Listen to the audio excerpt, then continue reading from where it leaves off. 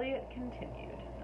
So for our last lecture, which I recorded 10 minutes ago, but which you guys would have watched a week ago, or last week, so we talked about the burial of the dead. So we only go through one section, so we'll see how far we get today. Some things I wanted to kind of mention broadly, just regarding the wasteland. Keep in mind that a big part of what Eliot is working through in this poem is that he sees himself as living in a culture that has decayed and withered but will not die. So like when you think back to that epigraph of the Sibyl, when you think back to the way memory is characterized in this poem, he feels that he is forced to live with reminders of his culture's former glory, and that could be why he's using so many like allusions to classical and biblical texts. Like that would be examples of Western culture's like once glorious state. He also doesn't really limit himself to Western culture in this poem. There's a lot of stuff from Hinduism and Buddhism as well, particularly near the end of the poem, which we will get to. So we're going to start today by talking about a game of chess, which is section 2, and which begins on page 836. So according to your footnote here, the title suggests or comes from two different plays by Thomas Middleton about a marriage of political expediency, one is about a marriage of political expediency, that's the one called A Game of Chess, and the other is Women Beware Women, containing a scene in which a mother-in-law is engrossed in a chess game while her daughter-in-law is seduced nearby. So a game of chess in this context is kind of supposed to be analogous to the act of seduction. So like every move in the game of chess is a move in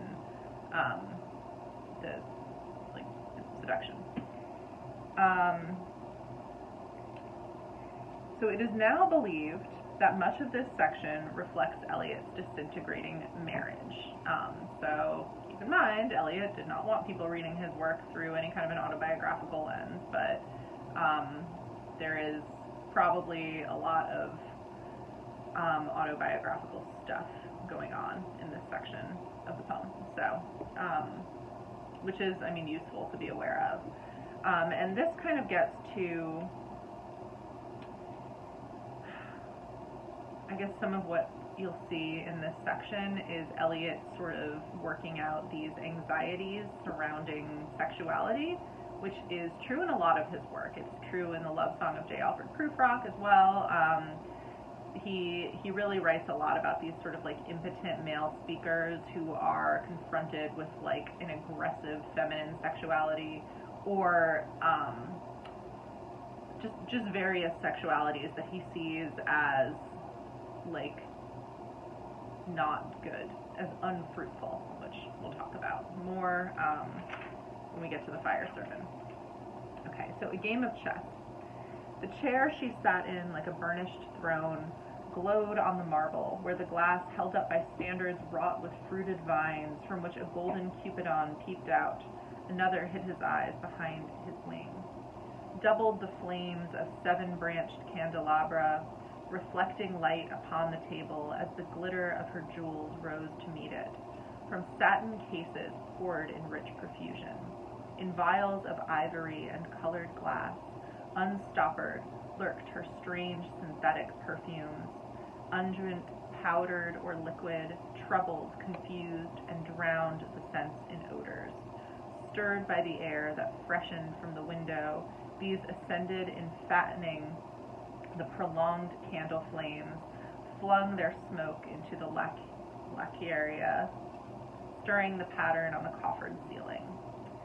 Okay, so this is one sentence, which is cool, but also you will notice that this section begins with these incredibly intricate and like long descriptions of just the room itself. So there's a real focus on like the domestic space, the inner sphere of the home, and on all of these kind of surface level objects and images and things.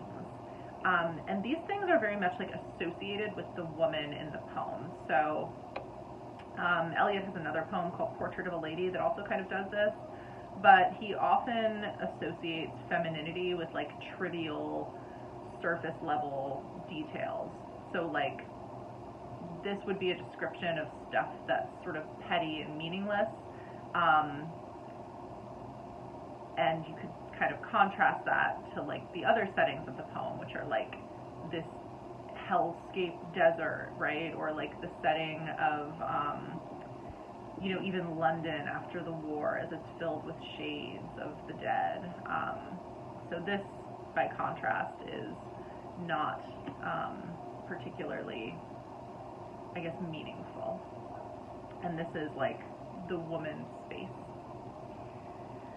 Okay, so the perfumes drowned the sense in odors, page 837. I'm around line 90. So the perfumes belong to the woman, or this wife maybe, whoever she is, and they are very clearly like getting in the way of the senses of the speaker. So his clarity and his ability to reason effectively are interrupted by all of her like perfume and just all her stuff. And you'll even see that within this scene we have like images from nature that have been rendered like impotent and still and frozen and almost like a kind of death, right? So huge sea wood fed with copper, burned green and orange, framed by the colored stone, in which sad light a carved dolphin swam. So it's like this dynamic ocean creature that's been frozen by like the artifice of just decoration, I guess. And then we have all these references to a variety of women from myth, who I will explain to you. I'm trying to see where. Oh, okay. So first we have this kind of oblique reference to the Queen Dido. So this is in footnote number 3, and apparently Eliot is alluding to this via his description of the room is reminiscent of the description of the room in Virgil's Aeneid, in which he is describing where Dido lived when she welcomed Aeneas to Carthage. So Aeneas and Dido fell in love, but he wouldn't stay with her, and he decided to go like continue his journey to go found Rome, and she committed suicide as a result. Then we have this reference to Philomel, or Philomela, as she's often translated, at least in versions of the myth that I've read. So Philomela was raped by her sister's husband, who was a king, and after he raped her, he cut out her tongue so that she could not tell her sister what had happened. And so Philomela, and I think he imprisons her too, and so then she decides to weave this tapestry that depicts her rape and figures out a way to get it to her sister so that her sister, I think her sister is Procne, so that her sister can see what happened. I'm going to look that up really quick. I'm trying to remember which one's which. Let's see if my internet will. Uploading a lecture right now, so internet very slow. But anyway, so he cuts out Philomela's tongue. Yeah, I was right. So Procne is the sister who's married to the king. Philomela gets raped and has her tongue cut out, and then weaves the tapestry, finds a way to give it to Procne so that Procne knows what happened. Procne gets revenge on her husband by cooking him a dinner made with the meat of their children, who she murders. And then they all turn into birds. But Philomela turns into the nightingale, which is interesting because she had her voice taken away, and the nightingale in like lots and lots of poetry from just antiquity onward is seen as like symbolic of poets. Like the nightingale is like the bird that like sings poetically and is associated with poetic creation. So Philomela like becomes the nightingale after she was unable to speak in her human life. And we talked about in the last lecture a little bit how Eliot uses a lot of these speakers who like can't express themselves or have something in the way of their expression. So Philomela is one of those. And then we also have, he references Cleopatra here too, and I'm trying to figure out where. It's on the next page.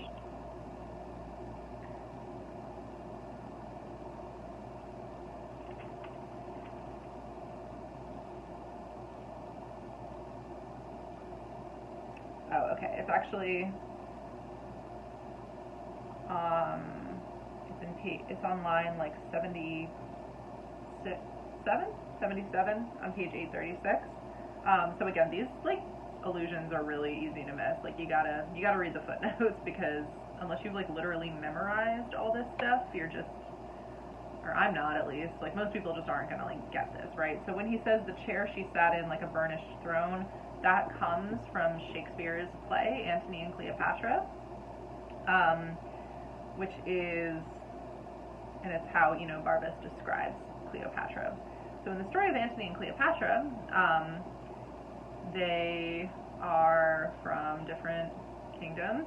Antony is Roman and Cleopatra is Egyptian, and they fall in love, and then they both, I think they both kill themselves.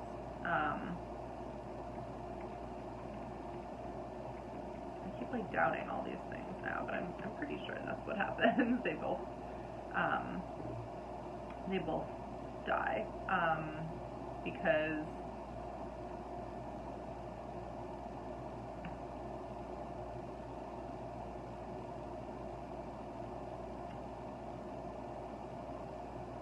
okay, we're having some internet trouble here.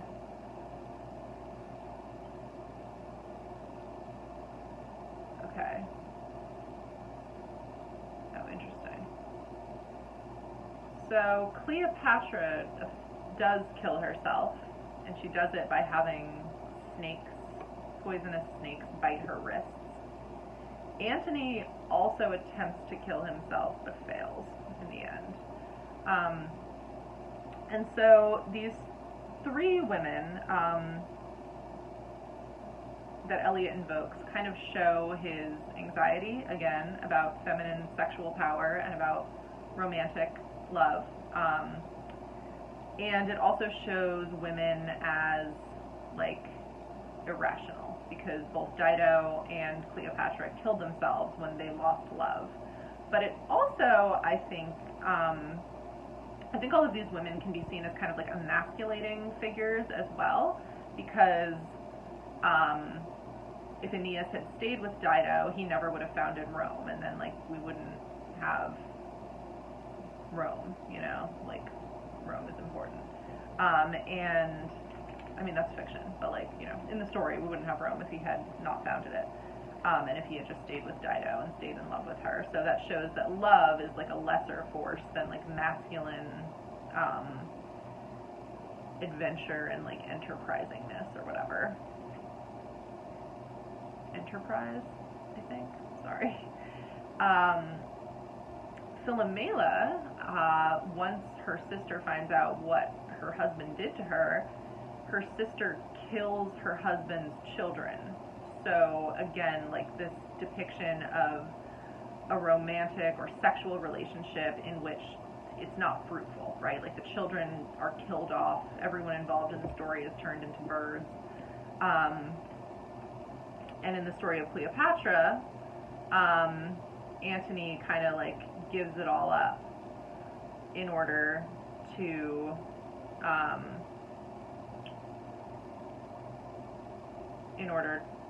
be with Cleopatra, and like they can't even be together in the end.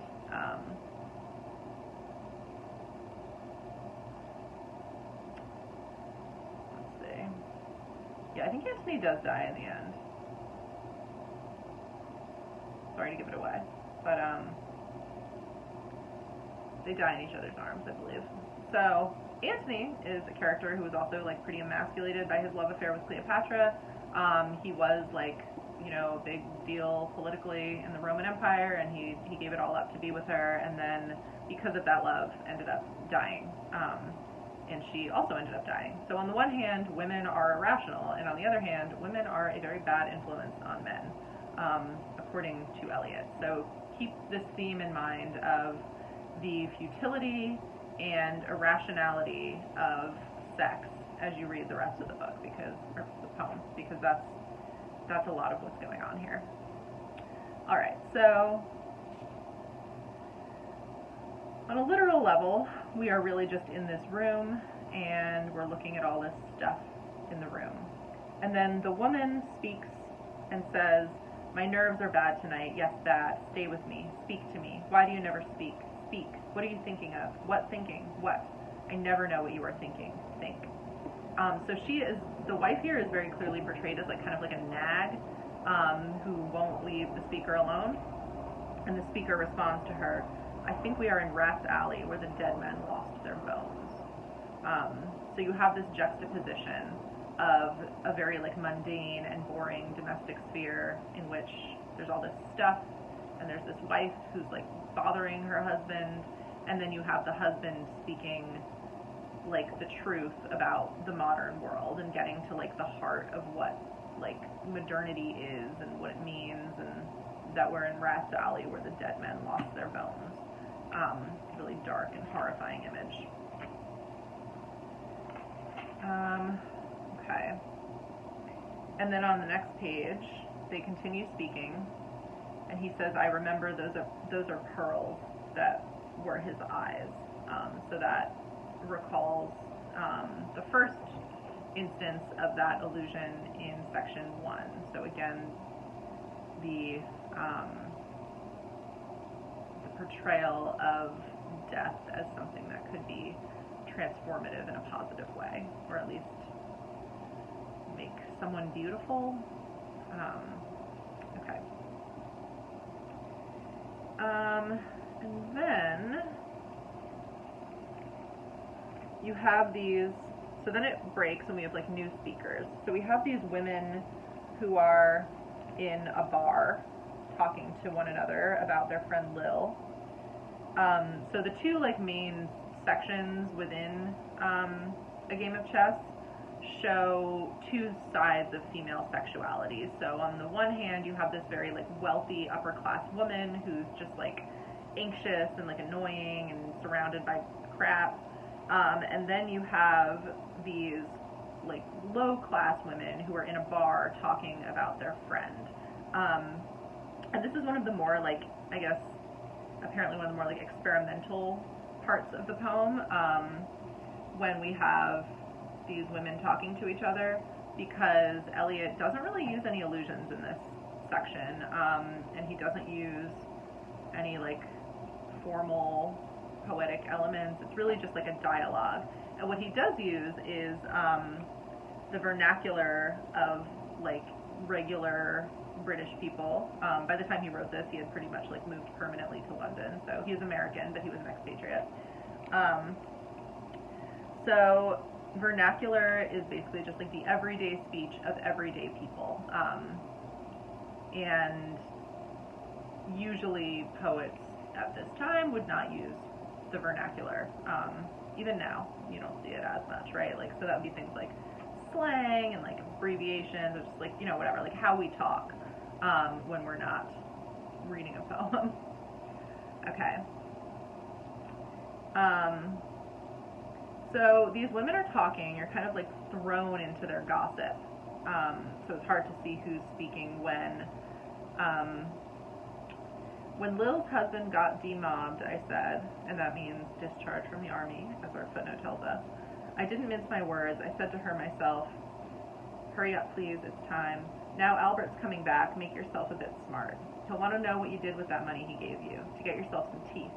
He did, I was there. You have them all out, Lil, and get a nice set. He said, I swear, I can't bear to look at you. And no more can't I said. Think of poor Albert. He's been in the army 4 years. He wants a good time. And if you don't give it him, there's others will, I said. I was there, she said. Something of that, I said. Then I'll know who to thank, she said, and give me a straight look. So it feels like a regular sort of conversation in like a, bar in London in 1922. And so you have Lil basically like hoping that her husband will cheat on her because she doesn't want to have sex with him anymore and doesn't want to be a part of this like relationship anymore. Throughout the whole conversation, you have the interjections of the bartender saying, hurry up, please, it's time, which is basically like last call. So he's telling them to like leave. If you don't like it, you can get on with it, I said. Others can pick and choose if you can't, but if Albert makes off, it won't be for lack of telling. You ought to be ashamed, I said, to look so antique. And her only 31. I can't help it, she said, pulling a long face. Some pills I took to bring it off, she said. So those would be pills so that she could have an abortion. She's had 5 already and nearly died of young George. The chemist said it would be all right, but I've never been the same. You are a proper fool, I said. Well, if Albert won't leave you alone, there it is, I said. What you get married for if you don't want children? Hurry up, please, it's time.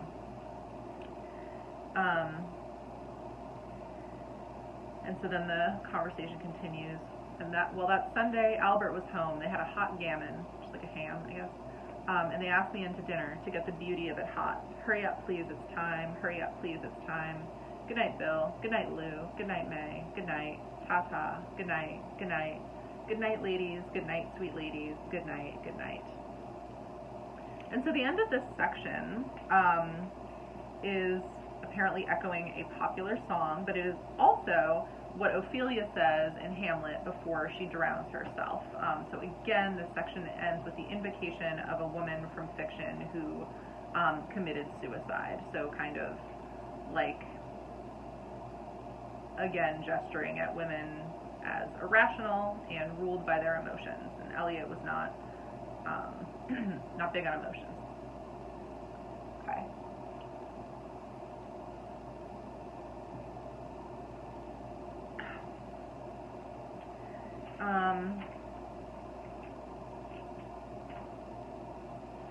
The fire sermon.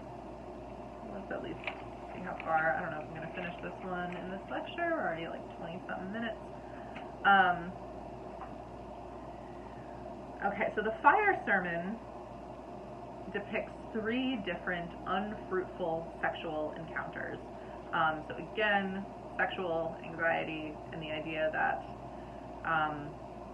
sex is not the path toward cultural regeneration, which you can actually kind of link back to the beginning, right, of like April is the cruelest month, because the other thing that happens in spring is like all the animals are mating, and there's like people are, or maybe not people, but like animals are having babies, flowers are blooming. It's like it's a time of a lot of like sexual energy, and for Eliot, he sees that as the cruelest month because he doesn't think that sex is a path to effective regeneration, and he really sees it as like a downfall of like modern culture. So you can remember that in the 1920s, women were really like becoming sexually liberated, and they were like wearing shorter dresses and not wearing corsets and all these things, and they were agitating for the right to have as much like sexual freedom as men have always had. And Eliot was not, he didn't see that as a good thing. He didn't see that as a path toward anything but like eventual ruin for his culture. There's also a lot of speculation among critics that Eliot was probably gay, but like closeted, obviously, so that's another sort of aspect of maybe what he was working through in these poems. Like a lot of his speakers, particularly in the Sweeney poems, a lot of his speakers are like just really anxious when they come into contact with sexually available women. So that's something to keep in mind. Alright, so we have our 3 unfruitful sexual encounters. This entire poem also, we've talked about how it's in conversation with both the myth of the Holy Grail and also the myth of the Fisher King. So the Fisher King is a mythic character, comes from apparently Arthurian legend, but also exists in like Egyptian legend. He's just like a figure of various fertility myths in lots of different cultures around the world. And in the myth of the Fisher King is wounded in the genitals and cannot reproduce anymore. So his loss of virility makes the land dry up. The only way to restore fertility to the land is to heal the Fisher King. So within that myth, masculine fertility is analogous to the fertility of the very earth itself. And in most of these fertility myths, apparently like the Fisher King does get healed, but in Eliot's depiction of the Fisher King, there is no path for him to heal. And I think you can really see like a clear parallel with the myth of this sort of castrated Fisher King and these like emasculating women who Eliot's speaker keeps coming into contact with. Okay, so the fire sermon is named after a sermon given by Buddha in which he exhorted his followers to give up earthly passions and seek freedom from earthly things in order to liberate themselves from suffering. So the way to remove yourself from suffering was to be detached. Fire in the sermon was like symbolic of desire.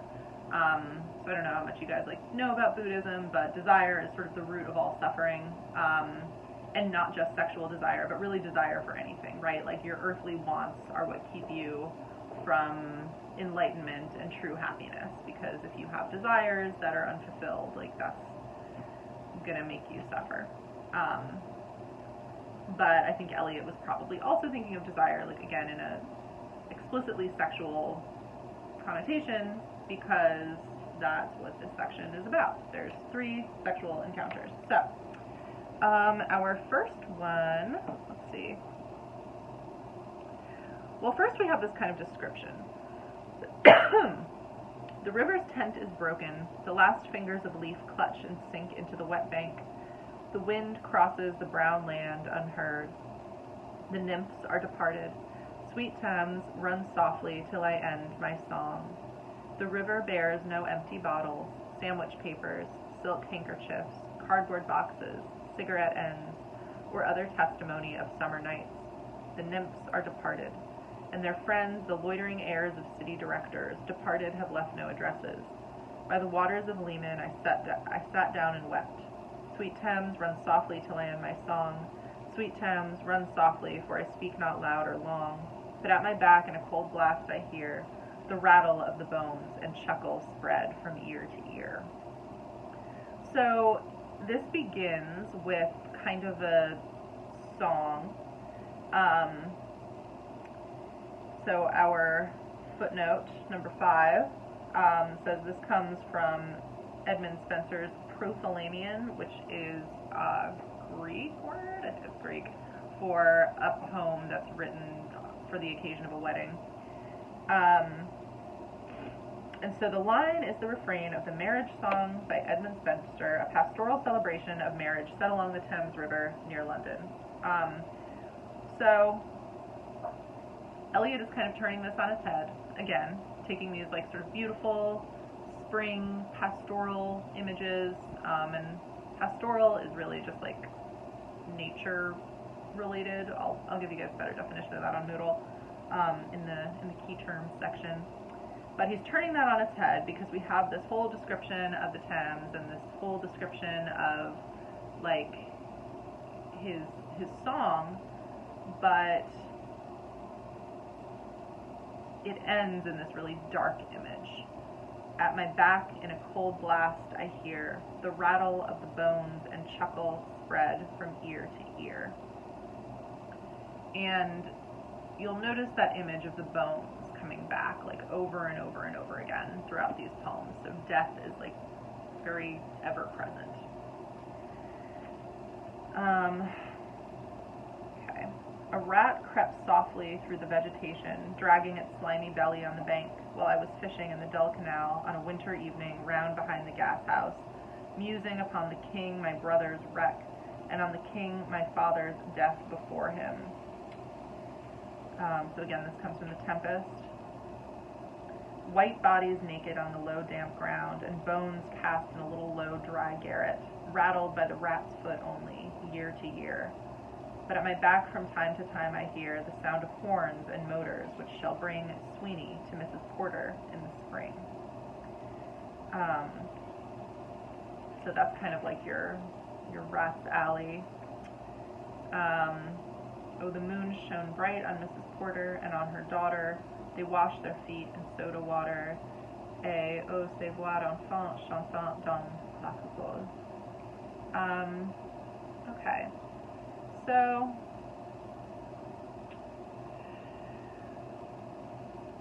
we have this depiction of Sweeney and Mrs. Porter. Sweeney is like a character in later Eliot poems. And so the way I'm kind of reading this is that the earth itself is hell. There are rats, there are bones, there's darkness. The city, the urban landscape is tainted and ruined and forever, like, you know, just destroyed by the specter of war and of the modern world. But Mrs. Porter and Sweeney will still meet in the spring. So probably a sexual encounter that will be fruitless. And this also, as our footnote number 9 on page 839 tells us, this recalls the lines from a poem, which shall bring Actaeon to Diana in the spring, while all shall see her naked skin. So in the myth, Actaeon was like wandering through the woods one day, and he accidentally came across the goddess Diana, also known as Artemis in Greek. Like if you've, I don't know, you may have heard of her in the Greek, but not in the Roman. Anyway, he comes across her and her nymphs, accidentally sees her naked. She is sworn to virginity, that's like her thing. And to punish him, she turns him into a stag and then sends her dogs after him, and he's torn apart by them. So not going to go well for Sweeney here.